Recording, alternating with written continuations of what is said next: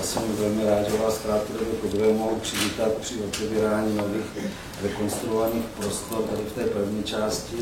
Jak už paní tisková mluvčí říkala, vám ukážeme novou jednotku intenzivní péče o 12 lůžkách, která už je reálně v provozu více jak měsíc, plus další pokoje a zázemí tzv. Stomnické poradny a v té druhé části oddělení, které v budoucnu bude oddělením jednodenní chirurgie, a v současné době bude využíváno chirurgickou klinikou. Plus jsme tam vybudovali i pokoje nadstandardní, protože on je pořád větší a větší zájem ze strany pacientů a abychom skutečně mohli nazvat nadstandardními, tak jsme skutečně museli tu pobytovou kvalitu podstatně zlepšit.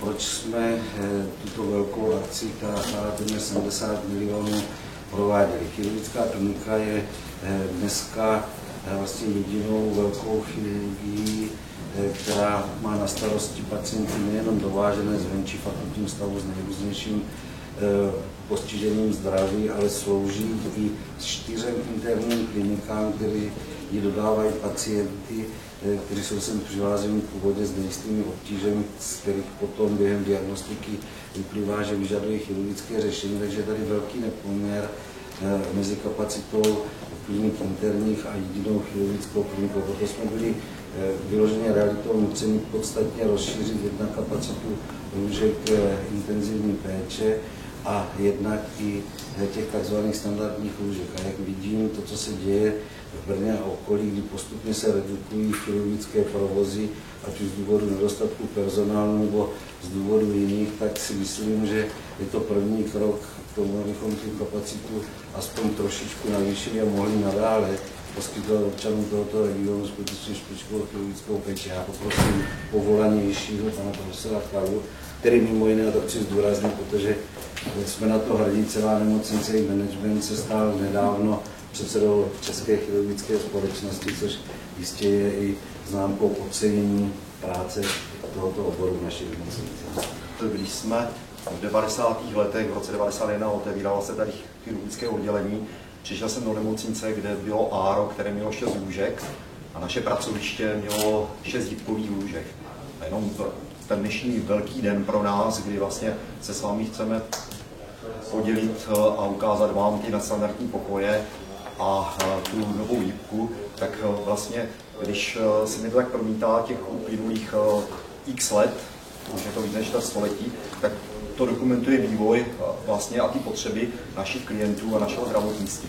Čili když jsme přišli sem, tak 3 lůžkové pokoje se nám zdaly úplně maximum komfortu pro klienty. Dneska klienti chtějí nadstandardní lůžko, krátkou hospitalizaci, pokud je to operace, která se dá provést třeba minimálně invazivně, laparoskopicky, torakoskopicky, čili chtějí být co nejkratší dobu v nemocnici a chtějí s co největším komfortem a s co největší intimitou, kdy mají sami sociální zařízení pro sebe, co nejrychleji odejít z nemocnice a eventuálně třeba další léčba by probíhala ambulantně.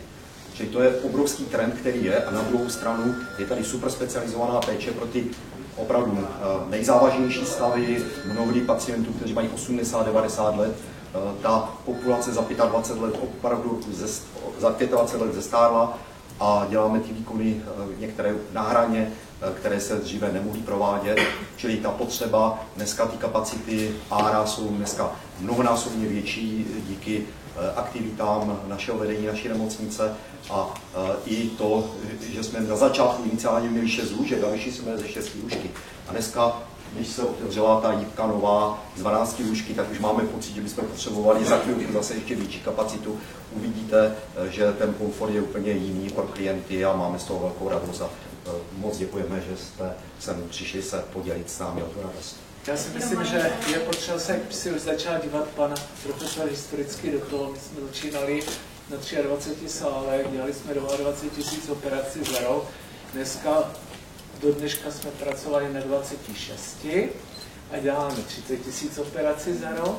Tento rok, zatím podle prvních údajů za leden, vypadá, že ještě bude silnější a jsme strašně rádi, protože nám přibude další operační sál, který nám do budoucna pomůže i řešit tu situaci rekonstrukce, protože naše sály jsou z roku 92, nesplňují už některé parametry, které moderní chirurgie požaduje prostorově technologicky. Takže strašný dík za to, že se nám podařilo a to, co řekl pan profesor, kdybyste se ho zeptali, co brání dalšímu rozvoji chirurgie, tak je to nedostatek intenzivních lůžek a operačních sálů. Děkuji, pane náměstku, děkuji. A nyní bychom se přesunuli k prohlídce jednotky intenzivní péče.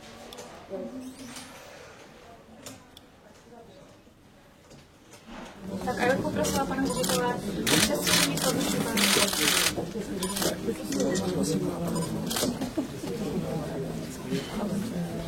tak a nyní se prohlídneme, nyní se pod vedením paní vrchní sestry Surya prohlédneme jednotku intenzivní péče. Jak již bylo řečeno, tak jednotka intenzivní péče má 12 lůžek. Na této straně, na které se nacházíme, je boxový systém. První 3 boxy jsou po 2 lůžkách a poslední box je lůžko samostatné, které jako slouží dle potřeby k izolaci pacientů s nějakými nozokomiálními nákazami.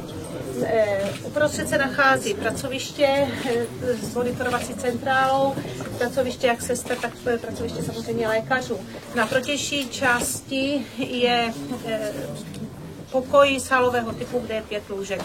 Takže první box máme uvolněný pro prohlídku, pro fotografování, je bez pacientů a následně už v další části jsou pacienti, ale a teďka se přesuneme na operační sál jednodenní krátkodobé chirurgie.